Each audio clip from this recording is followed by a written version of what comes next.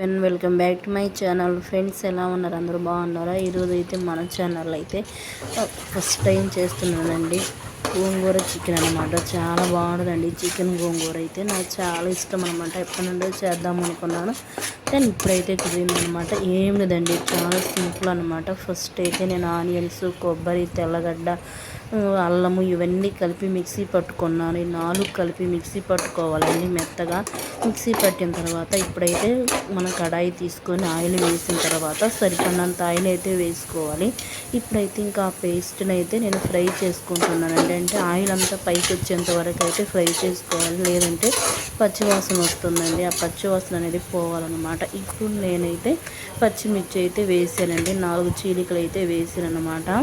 ఇంకా నెక్స్ట్ వచ్చేసి టమాటాలు అయితే వేసుకుంటున్నానండి. ఎక్కువ వేయకూడదు, లేదంటే పుల్లగా ఉంటుంది. ఎందుకంటే గోంగూర వేసుకుంటున్నాం కాబట్టి సరిపోతుంది అన్నమాట. దీన్నైతే టమాటాలు అయితే మగ్గాలండి. ఇక్కడైతే 1 కిలో చికెన్ తీసుకున్నాను నేనైతే. చాలా ఫ్రెష్గా ఉందండి. ఇంక ఇప్పుడే తీసుకొచ్చారనమాట మా నాన్న అయితే.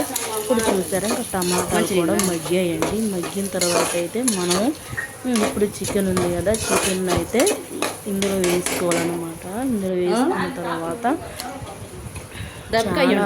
అంటే ఆయిల్ మొత్తం అయితే పైకి వచ్చేసిందండి. ఇంక ఇప్పుడైతే మనం చికెన్ యాడ్ చేసుకోవాలండి. చికెన్ వేసుకున్న తర్వాత ఇంకా నేనైతే ఇంకా బాగా కొంచెం సాల్ట్, పసుపు ఇవన్నీ వేసుకొని ఒక 10 నిమిషాల పాటు అయితే మనం ఉడకనిస్తే చాలండి. చికెన్లో ఉన్న వాటర్ మొత్తం అయితే పైకి వస్తుందన్నమాట. కొంచెం బాగా మగ్గుతుందండి. అప్పుడు మగ్గినప్పుడు అయితే మనం కారం ఇవన్నీ వేసుకుంటే, ధనియాల పొడి వేసుకుంటే బాగుంటుంది అనమాట. ఇప్పుడైతే కొంచెం సాల్ట్, పసుపు వేసాను కదండి. ఇంక వేసిన తర్వాత కొంచెం కలిపేసుకొని మనమైతే స్టవ్ మీద ఒక 10 నిమిషాల పాటు అయితే ఉడికించుకున్నామండి. చూసారా ఆయిల్ మొత్తం అయితే పైకి వచ్చేసింది అనమాట. వాటర్ కూడా పైకి వస్తాయండి. ఇప్పుడైతే నేను కొంచెం కరివేపాకు అయితే వేసుకున్నానండి.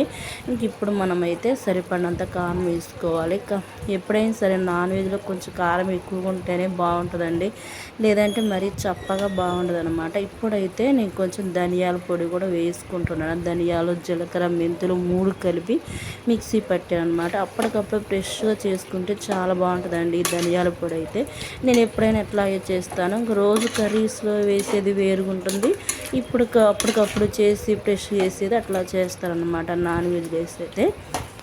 ఇప్పుడు చూసారా ఇంకా నెక్స్ట్ అయితే కొంచెం వాటర్ అయితే పోసుకోవాలంటే కొంచెం ఎక్కువనే పోస్తున్నాను అనమాట. వాటర్ అయితే చికెన్ అయితే చాలా గట్టిగా ఉందండి, అందుకని చెప్పి వాటర్ అయితే పోసి ఉడికించుకోవాలంటే ఒక 15 నిమిషాల పాటు అయితే ఉడికించుకోవాలి. ఇక్కడైతే నేను మూత పెట్టేసానండి. మూత పెట్టేసిన తర్వాత మళ్ళీ ఇప్పుడైతే మనం మూత తీసి చూద్దాము ఎంతవరకు వచ్చిందో. కొంచెం సేపు అయితే ఉందండి. చూసారా ఇప్పుడైతే ఉడుకుతుంది. ఆయిల్ అంతా అయితే పైకి వచ్చేసిందండి. ఆయిల్ పైకి వచ్చిన తర్వాత నేనైతే ముందుగానే గోంగూరను అయితే ఒలిచేసి ఉడికించుకున్నానండి. కొంచెం సాల్ట్ వేసి ఉడికించి పప్పు అయితే రుబ్బాను అనమాట, లేదంటే మిక్సీ అని పట్టుకోవచ్చు అండి. ఇప్పుడైతే నేను కొంచెం కొత్తిమీర అయితే వేస్తున్నానండి. ఉడికించేటప్పుడు వేస్తే మాత్రం టేస్ట్ అయితే చాలా బాగుంటుందండి. ఇక్కడ ఈ గోంగూరను అయితే ఉడికించి మెత్తగా రుబ్బుకున్నానండి. రుబ్బుకున్న గోంగూరను అయితే మనం ఈ చికెన్లో వేసుకోవాలన్నమాట. కొంచెం సరిపోలేదండి, గోంగూర అయితే కొంచెం తక్కువైందనమాట. 2 కట్టలు అంటే చిన్న కట్టలు అండి అవి. ఇది పుల్ల గోంగూర కూడా కాదు, తెల్ల గోంగూర అనమాట. పుల్ల గోంగూర అయితే టేస్ట్ మాత్రం చాలా బాగుంటుందండి. చూసారా చూస్తుంటేనే చాలా ఎమ్మీగా అయితే ఉంటుందండి. ఇంక ఇప్పుడిప్పుడే నేర్చుకుంటున్నాను అనమాట వంటలు అయితే. పెళ్ళి కాకముందు అయితే నాకు అస్సలు వంటలు రావండి. ఇప్పుడైతే చాలా బాగా చేస్తాను, టేస్ట్ కూడా చేస్తాను అనమాట. ఇప్పుడు చూసారా ఇప్పుడైతే మనం కలిపేసుకున్న తర్వాత ఒక 10 నిమిషాల పాటు మనం ఉడకనిస్తే చాలండి. చాలా బాగుంటుందంటే చాలా ఎమ్మీగా అయితే ఉంటుందన్నమాట. ఇప్పుడు చూసారా ఫైనల్గా అయితే మనకు ఆయిల్ అయితే పైకి వచ్చేసిందండి. చపాతీలో కానీ రైస్లో కానీ అయితే చాలా బాగుంటుంది అనమాట. ఈ కర్రీ అయితే గ్రేవీ కూడా చాలా బాగా ఎక్కువ వస్తుందండి, ఎందుకంటే మనం కొబ్బరి వేస్తాం కాబట్టి గ్రేవీ అనేది బాగా వస్తుంది అనమాట. ఎందుకంటే ఇంకా ఫ్రెండ్స్ మరిన్ని వీడియోస్ కోసం అయితే మన ఛానల్ని సబ్స్క్రైబ్ చేసుకోండి.